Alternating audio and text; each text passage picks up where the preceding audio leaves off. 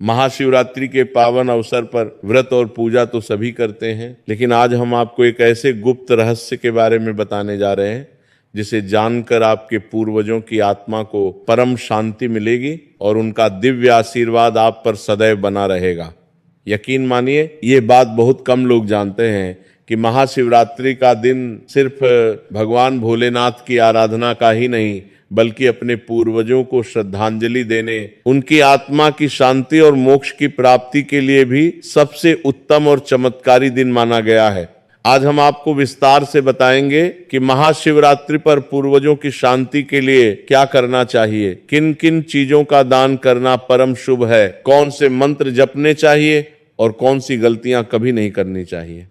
साथ ही हम आपको यह भी बताएंगे कि पूर्वजों के आशीर्वाद को कैसे प्राप्त करें ताकि आपके जीवन में निरंतर उन्नति होती रहे, सभी विघ्न दूर हों और आपके घर में सुख, शांति, समृद्धि का वास हो। शास्त्रों और पुराणों में स्पष्ट रूप से लिखा है कि जो व्यक्ति महाशिवरात्रि के दिन पूरी श्रद्धा और विधि विधान से अपने पूर्वजों का स्मरण करता है और उनके नाम पर विशेष पूजा, तर्पण और दान करता है, उसके घर में 7 पीढ़ियों तक किसी भी प्रकार का कष्ट नहीं आता।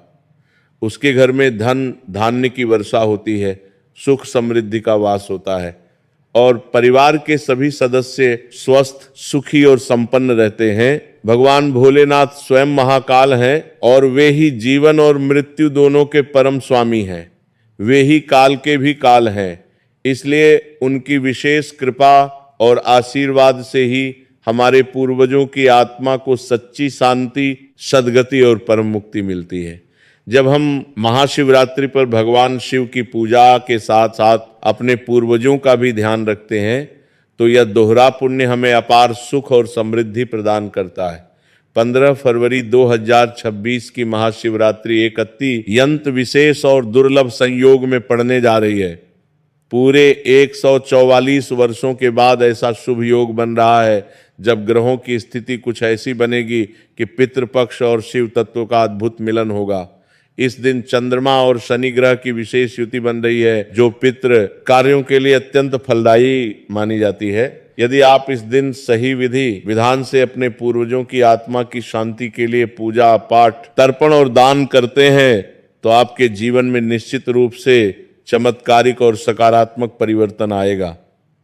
आपके सभी रुके हुए काम अचानक बनने लगेंगे। जो काम वर्षों से अटके हुए थे वे पूरे होंगे।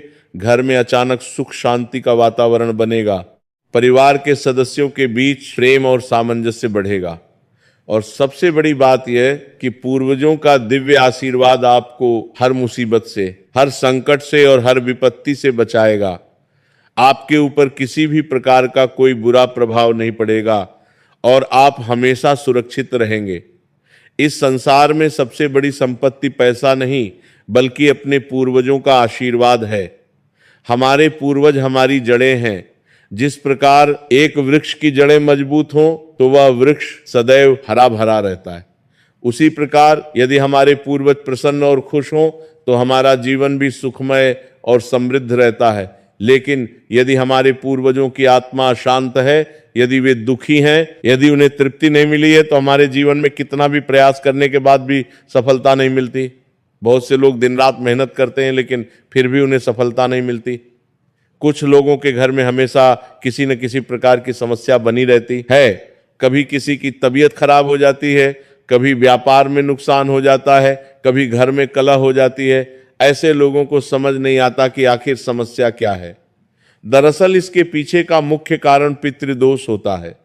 जब हमारे पूर्वजों की आत्मा को शांति नहीं मिलती, जब उनका तर्पण नहीं किया जाता, जब उन्हें याद नहीं किया जाता, जब उनके नाम पर दान नहीं किया जाता तो वे आत्माएं अशांत रहती हैं और उनकी यह शांति हम तक पहुंचती है जिसे हम पितृदोष कहते हैं। पितृदोष के कारण जीवन में अनेकों प्रकार की समस्याएं आती हैं। इसलिए महाशिवरात्रि का यह दिन हमें एक सुनहरा अवसर देता है कि हम अपने पूर्वजों की आत्मा की शांति के लिए विशेष प्रयास करें।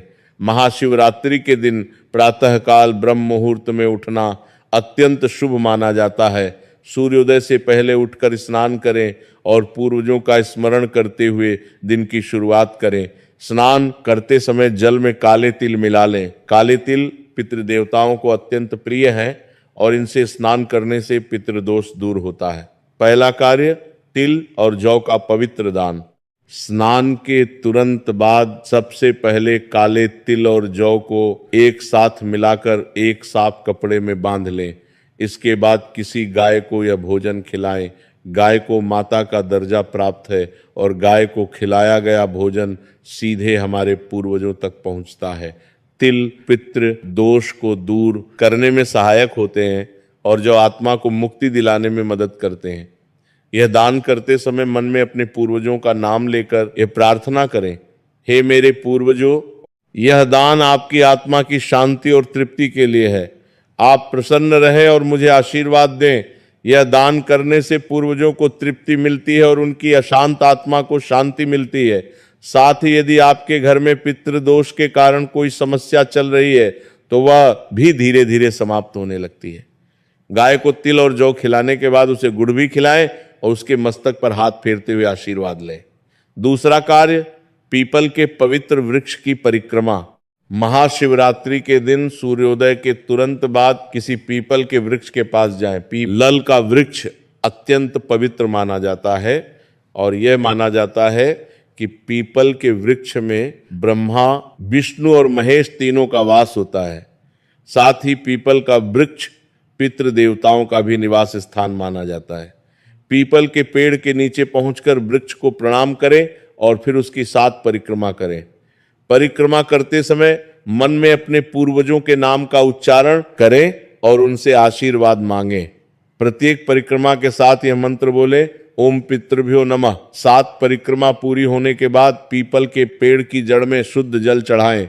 जल चढ़ाते समय यह संकल्प लें कि यह जल मेरे पूर्वजों की तृप्ति के लिए है।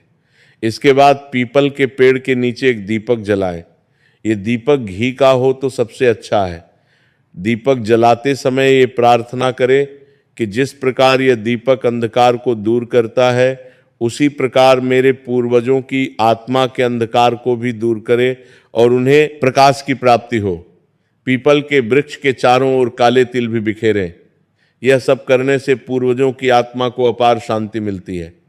तीसरा कार्य, शिवलिंग पर विशेष अभिषेक। अब आप किसी शिव मंदिर में जाए या घर पर ही शिवलिंग की स्थापना करें। महाशिवरात्रि के दिन शिवलिंग का विशेष अभिषेक करना अत्यंत फलदायी होता है। लेकिन आज का अभिषेक केवल अपने लिए नहीं बल्कि अपने पूर्वजों के नाम पर करना है। सबसे पहले शिवलिंग को स्वच्छ जल से धो लें, फिर गंगा जल से अभिषेक करें। गंगा जल चढ़ाते समय यह कहें, हे महादेव, यह गंगा जल मेरे पूर्वजों की आत्मा की शुद्धि के लिए अर्पित है।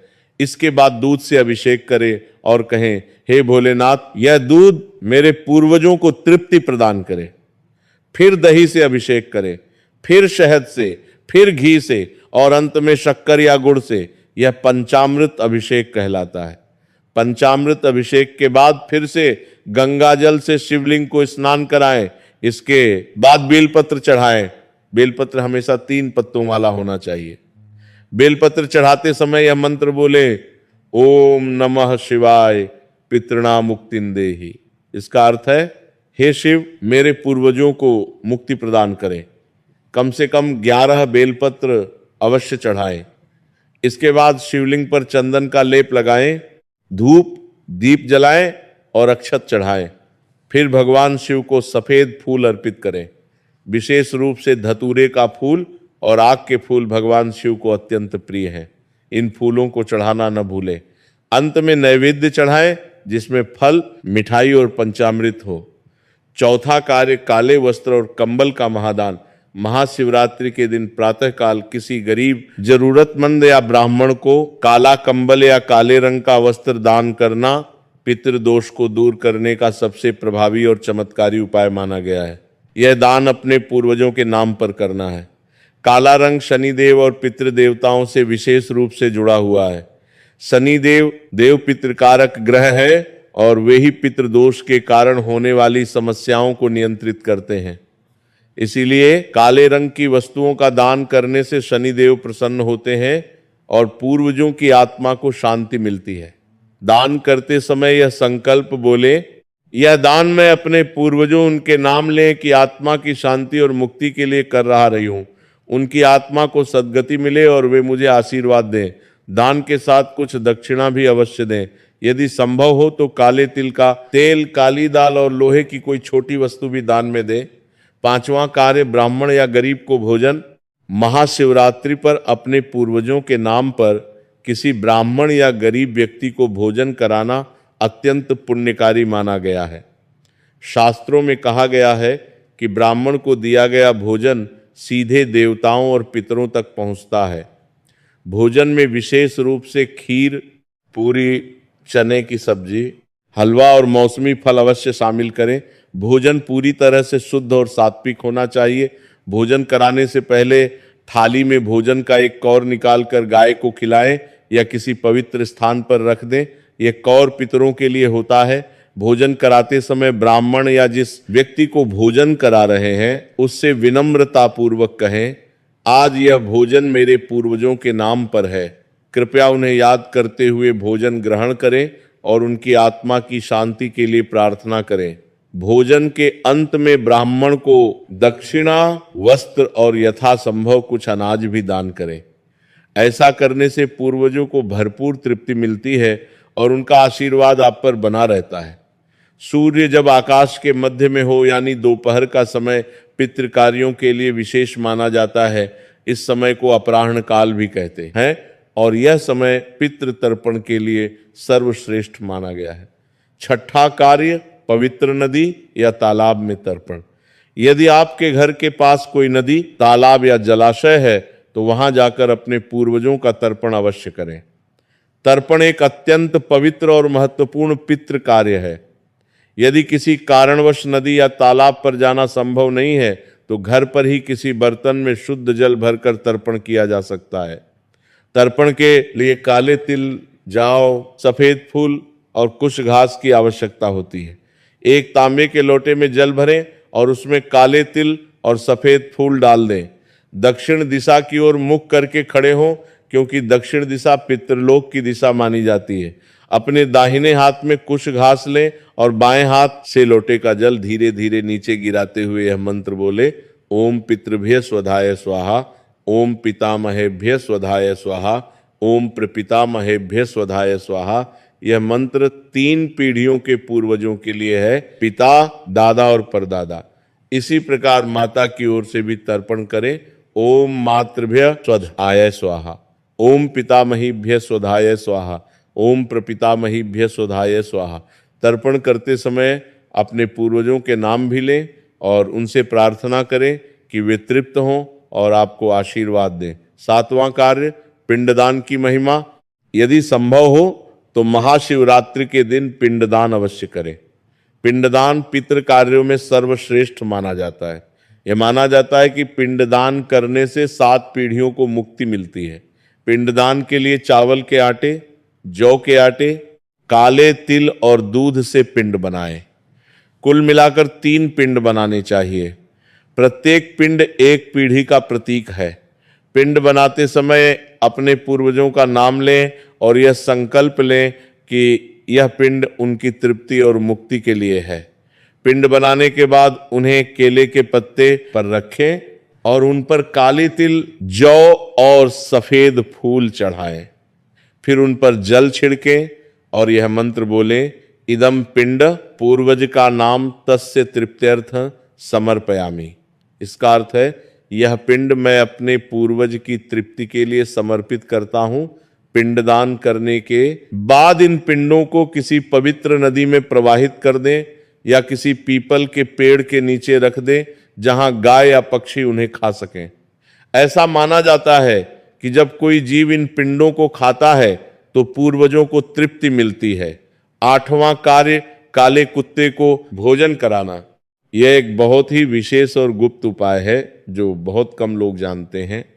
शास्त्रों और तांत्रिक ग्रंथों में स्पष्ट रूप से लिखा है कि काला कुत्ता यमराज का वाहन है और यमराज ही मृत्यु के देवता और पितृलोक के स्वामी हैं। महाशिवरात्रि के दिन दोपहर के समय किसी काले कुत्ते को रोटी, दूध और थोड़ा सा गुड़ खिलाएं। रोटी में घी लगा हुआ हो तो और भी अच्छा है। कुत्ते को भोजन देते समय मन में अपने पूर्वजों का नाम लें और ये प्रार्थना करें, हे यमराज, मेरे पूर्वजों की आत्मा को शांति दे और उन्हें सद्गति प्रदान करें। काले कुत्ते को भोजन कराने से पितृदोष दूर होता है, यमराज प्रसन्न होते हैं और पूर्वजों की आत्मा को विशेष तृप्ति मिलती है। यह उपाय विशेष रूप से उन लोगों के लिए फलदायी है जिनके घर में किसी की अकाल मृत्यु हुई हो या किसी की आत्मा अशांत हो।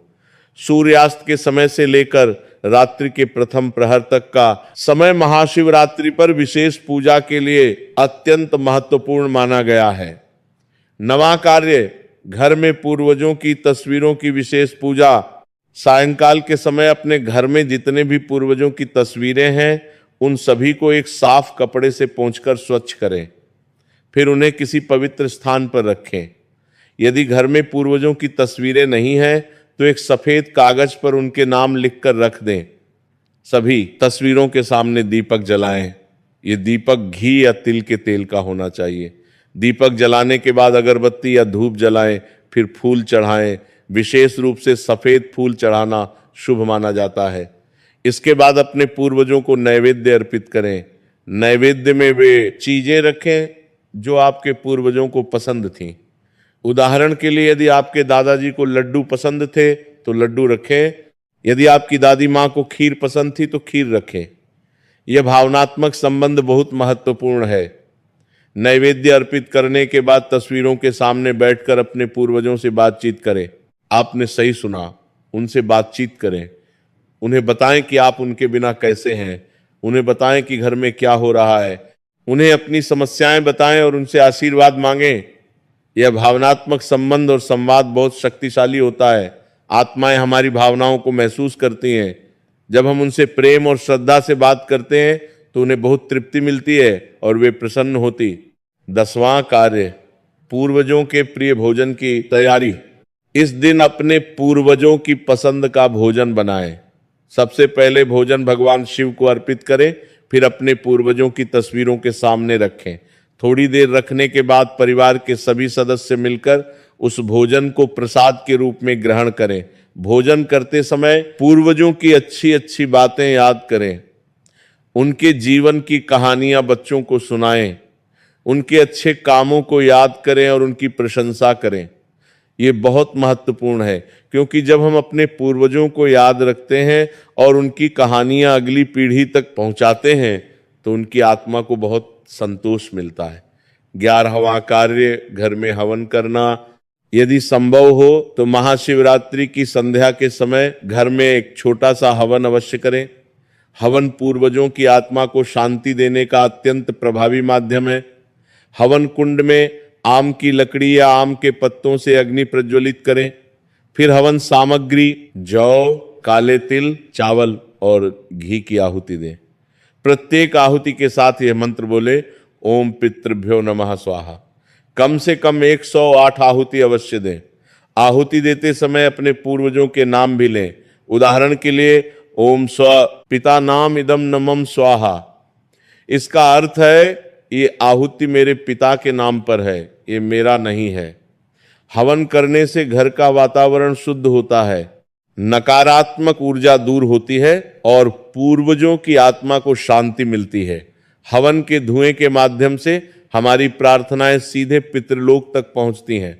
महाशिवरात्रि की रात्रि अत्यंत पवित्र और शक्तिशाली मानी गई है। इस रात्रि में जागरण करना और भगवान शिव तथा पूर्वजों के लिए विशेष मंत्र जाप करना अपार पुण्य देता है। 12वां कार्य, रात्रि जागरण। महाशिवरात्रि की रात को सोना नहीं चाहिए। पूरी रात जागकर भगवान शिव का भजन कीर्तन करें और पूर्वजों का स्मरण करें। यदि पूरी रात जागना संभव नहीं है तो कम से कम न शीतकाल यानी आधी रात के समय अवश्य जागे। रात्रि जागरण के दौरान शिव चालीसा, शिव स्तोत्र और महामृत्युंजय मंत्र का जाप करें। महामृत्युंजय मंत्र विशेष रूप से पूर्वजों की आत्मा की शांति के लिए अत्यंत प्रभावी है। ओम त्र्यंबकम यजामहे सुगंधिम पुष्टिवर्धनम उर्वारुकमिव बंधनान् मृत्युर्मुक्षीयमामृतात्। इस मंत्र का जाप 108 बार या उससे अधिक करें। प्रत्येक जाप के साथ अपने पूर्वजों का नाम लें और उनकी मुक्ति की प्रार्थना करें। यह मंत्र मृत्यु के भय से मुक्ति दिलाता है और आत्मा को अमरत्व की प्राप्ति कराता है। 13वां कार्य पितृमोक्ष मंत्र का जाप। रात्रि में विशेष रूप से पितृमोक्ष मंत्र का जाप करना चाहिए। यह मंत्र है ओम पितृगणाय विद्महे जगद्धारिणीय धीमहि तन्नो पितरः प्रचोदयात्। इस मंत्र का 108 बार जाप करने से पूर्वजों को सद्गति मिलती है। इसके अलावा यह मंत्र भी बहुत शक्तिशाली है। ओम नमो भगवते रुद्राय पितृणा मुक्तिं देहि देहि स्वाहा। इसका अर्थ है हे भगवान रुद्र शिव, मेरे पूर्वजों को मुक्ति प्रदान करें। इस मंत्र का जाप करते समय रुद्राक्ष की माला का प्रयोग करें तो विशेष फलदायी होता है। 14वां कार्य शिव पुराण या गरुड़ पुराण का पाठ। रात्रि जागरण के दौरान यदि संभव हो तो शिव पुराण के कुछ अध्याय पढ़ें या सुने। विशेष रूप से विद्येश्वर संहिता और रुद्र संहिता का पाठ करना चाहिए। इसके साथ ही गरुड़ पुराण का पाठ भी अत्यंत लाभदायक है। गरुड़ पुराण में मृत्यु के बाद आत्मा की यात्रा और पितृलोक के बारे में विस्तार से वर्णन है। इसका पाठ करने से पूर्वजों की आत्मा को मार्गदर्शन मिलता है। अब हम आपको बताते हैं कि पितृदोष के क्या लक्षण होते हैं और महाशिवरात्रि पर इसका निवारण कैसे करें। संतान में बाधा। यदि विवाह के बाद लंबे समय तक संतान नहीं हो रही या बार बार गर्भपात हो रहा हो तो यह पितृदोष के संकेत हो सकता है। घर में कलह। यदि घर में हमेशा झगड़े होते हो, परिवार के सदस्यों में आपस में प्रेम न हो, पति पत्नी में अनबन हो तो यह भी पितृदोष का लक्षण है। आर्थिक समस्याएं। यदि आप मेहनत करते हैं लेकिन फिर भी धन नहीं टिकता, व्यापार में बार बार नुकसान होता है, नौकरी में समस्याएं आती हैं तो ये पितृदोष हो सकता है। स्वास्थ्य समस्याएं। यदि घर में किसी न किसी सदस्य को हमेशा कोई बीमारी रहती है, विशेष रूप से पुरानी और असाध्य बीमारियां, तो यह भी पितृदोष का संकेत है। अजीब सपने। यदि आपको सपने में बार बार मृत पूर्वज दिखाई देते हों, वे परेशान या दुखी दिखाई दें या वे कुछ मांगते हों तो समझ जाइए कि उनकी आत्मा अशांत है। विवाह में बाधा। यदि घर की लड़कियों या लड़कों का विवाह नहीं हो रहा, बार बार रिश्ते टूट जाते हों तो यह भी पितृदोष हो सकता है। 15वां कार्य नवग्रह शांति पूजा। पितृदोष के निवारण के लिए महाशिवरात्रि पर नवग्रह की शांति पूजा करें। विशेष रूप से राहु, केतु और शनि की पूजा करना आवश्यक है क्योंकि ये तीनों ग्रह पितृदोष से जुड़े हैं। 16वां कार्य नीलम या गोमेद धारण। यदि आपकी कुंडली में पितृदोष है तो महाशिवरात्रि के दिन से किसी ज्योतिषी की सलाह से नीलम या गोमेद रत्न धारण करना शुरू कर सकते हैं। 17वां कार्य गायत्री मंत्र का जाप। पितृदोष के निवारण के लिए महाशिवरात्रि से नियमित रूप से गायत्री मंत्र का जाप शुरू करें। गायत्री मंत्र सभी प्रकार के दोषों को दूर करने में सक्षम है। विभिन्न राशियों के लोगों को महाशिवरात्रि पर पूर्वजों की पूजा के लिए कुछ विशेष उपाय करने चाहिए। मेष राशि लाल वस्त्र और गुड़ का दान करें। वृष राशि सफेद वस्त्र और चावल का दान करें। मिथुन राशि हरे रंग का कपड़ा और मूंग दाल का दान करें। कर्क राशि सफेद कपड़ा और दूध का दान करें। सिंह राशि केसरिया या भगवा वस्त्र और गेहूं का दान करें। कन्या राशि हरा वस्त्र और मूंग का दान करें। तुला राशि सफेद वस्त्र और चीनी का दान करें। वृश्चिक राशि लाल वस्त्र और मसूर दाल का दान करें। धनु राशि पीला वस्त्र और चने की दाल का दान करें। मकर राशि काला वस्त्र और काली उड़द दाल का दान करें। कुंभ राशि नीला वस्त्र और तिल का दान करें। मीन राशि पीला वस्त्र और बेसन का दान करें। अब हम आपको बताते हैं कि महाशिवरात्रि पर पूर्वजों से संबंधित कौन से कार्य बिल्कुल नहीं करने चाहिए। पहली गलती, पूर्वजों की निंदा या अपमान।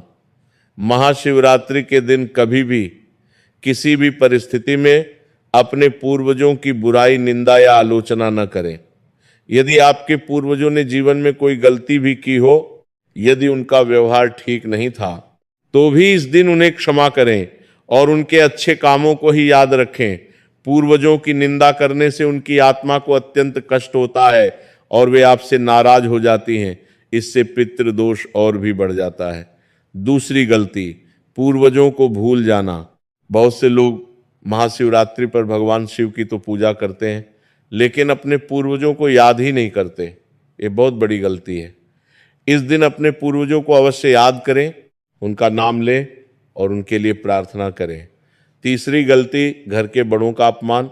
महाशिवरात्रि के दिन अपने माता पिता, दादा दादी या परिवार के किसी भी बुजुर्ग से बहस या झगड़ा न करें, उनका सम्मान करें और उनका आशीर्वाद लें। यह दिन पूर्वजों के सम्मान का दिन है, इसीलिए जीवित बुजुर्गों का भी सम्मान करना आवश्यक है। चौथी गलती, मांसाहार और मदिरा का सेवन। महाशिवरात्रि पर जब आप पूर्वजों की पूजा कर रहे हो तो किसी भी प्रकार का मांसाहार, मदिरा या अन्य नशीले पदार्थों का सेवन बिल्कुल न करें। यह पूर्वजों की आत्मा को कष्ट देता है और आपके सभी पुण्य कार्य निष्फल हो जाते हैं। पांचवी गलती, दान में कंजूसी। महाशिवरात्रि पर दान करने में कंजूसी न करें। जितना हो सके उतना दान अवश्य करें, क्योंकि यह दान सीधे आपके पूर्वजों तक पहुंचता है। याद रखें, आप जो भी दान करते हैं वह वास्तव में अपने लिए ही कर रहे हैं, क्योंकि पूर्वजों के आशीर्वाद से आपको उससे कई गुना अधिक प्राप्त होगा। छठी गलती, झूठ बोलना या धोखा देना। इस पावन दिन सत्य का पालन करें, किसी से झूठ न बोले, किसी को धोखा न दे। पूर्वज हमें हमेशा देख रहे हैं और यदि हम गलत काम करते हैं तो वे दुखी होते हैं। जब आप महाशिवरात्रि पर पूरी श्रद्धा से पूर्वजों की पूजा करते हैं और उनका आशीर्वाद प्राप्त करते हैं तो आपके जीवन में क्या क्या परिवर्तन होते हैं, ये जानना बहुत रोचक और प्रेरणादायक है। पहला परिवर्तन, आर्थिक स्थिति में सुधार। पूर्वजों के आशीर्वाद से सबसे पहला और स्पष्ट परिवर्तन आपकी आर्थिक स्थिति में दिखाई देता है। आपके रुके हुए पैसे अचानक मिलने लगते हैं, व्यापार में लाभ होने लगता है, नौकरी में प्रमोशन मिलता है, अचानक धन के नए स्रोत खुलने लगते हैं। दूसरा परिवर्तन, पारिवारिक सुख। पूर्वजों की कृपा से घर में प्रेम और सौहार्द बढ़ता है, पति पत्नी के बीच प्रेम बढ़ता है, माता पिता और बच्चों के बीच समझ बनती है, परिवार के सभी सदस्य एक दूसरे का सम्मान करने लगते हैं। तीसरा परिवर्तन, स्वास्थ्य में सुधार। पुरानी बीमारियां ठीक होने लगती हैं, शरीर में नई ऊर्जा आती है, मन प्रसन्न रहता है, तनाव और चिंता दूर होती है। चौथा परिवर्तन, संतान सुख। जिन लोगों को संतान नहीं हो रही थी, पूर्वजों के आशीर्वाद से उन्हें संतान की प्राप्ति होती है। बच्चों का स्वास्थ्य अच्छा रहता है और वे जीवन में सफल होते हैं। पांचवा परिवर्तन, शत्रुओं का नाश। पूर्वजों का आशीर्वाद एक सुरक्षा कवच की तरह काम करता है। आपके शत्रु आपका कुछ नहीं बिगाड़ सकते। आप पर किया गया कोई भी टोना टोटका या बुरी नजर का प्रभाव नहीं होता। छठा परिवर्तन, आध्यात्मिक उन्नति। पूर्वजों के आशीर्वाद से आपकी आध्यात्मिक जागृति होती है, आपको सही और गलत का ज्ञान होने लगता है, आपका मन भगवान की भक्ति में लगने लगता है। यह कहानी यहीं समाप्त नहीं होती, बल्कि यहां से शुरू होती है। महाशिवरात्रि 15 फरवरी 2026 एक अद्भुत अवसर है जो 144 वर्षों बाद आ रहा है। इस दिन का पूरा पूरा लाभ उठाएं। याद रखें, हमारे पूर्वज हमारी जड़ें हैं। जिस प्रकार बिना जड़ों के वृक्ष नहीं उग सकता, उसी प्रकार पूर्वजों के आशीर्वाद के बिना हमारा जीवन अधूरा है। आज का युग ऐसा है जहां लोग अपने पूर्वजों को भूल गए हैं, लेकिन जो लोग अपने पूर्वजों को याद रखते हैं, उनका सम्मान करते हैं और उनकी आत्मा की शांति के लिए प्रयास करते हैं, उनके जीवन में कभी भी किसी चीज की कमी नहीं होती। पूर्वजों का आशीर्वाद सबसे बड़ी संपत्ति है। ये वह संपत्ति है जो कभी चोरी नहीं हो सकती, कभी नष्ट नहीं हो सकती। ये संपत्ति पीढ़ी दर पीढ़ी आगे बढ़ती रहती है। जब आप अपने पूर्वजों का सम्मान करते हैं तो आपकी अगली पीढ़ी भी आपका सम्मान करेगी। इस महाशिवरात्रि पर संकल्प लें कि आप न केवल इस एक दिन बल्कि जीवन भर अपने पूर्वजों को यादते हुए इसके साथ में कर रहे। दिसे नष्ट नहीं हो, दिसे नष्ट नहीं हो, दिसे नष्ट नहीं हो, दिसे नष्ट नहीं हो, दिसे नष्ट नहीं हो, दिसे नष्ट नहीं हो, दिसे नष्ट नहीं हो, दिसे नष्ट नहीं हो, दिसे नष्ट नष्ट नहीं हो, दिशे नष्ट नहीं हो, दिशे नष्ट नहीं हो, दिशे नष्ट नहीं हो, दिशे नष्ट नहीं हो, दिशे नष्ट नहीं हो, दिशे नष्ट नहीं हो, दिशे नष्ट नहीं हो, दिशे नष्ट नहीं हो, दिशे नष्ट रखेंगे।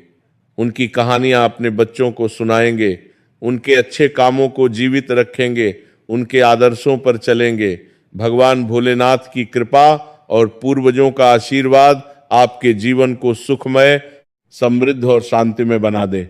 आपके सभी मनोरथ पूर्ण हों। आपके घर में हमेशा सुख, शांति, समृद्धि और खुशहाली बनी रहे। आपके परिवार के सभी सदस्य स्वस्थ और सुखी रहें। हर हर महादेव। जय भोलेनाथ। पूर्वजों को कोटि कोटि नमन। शांति है, शांति है।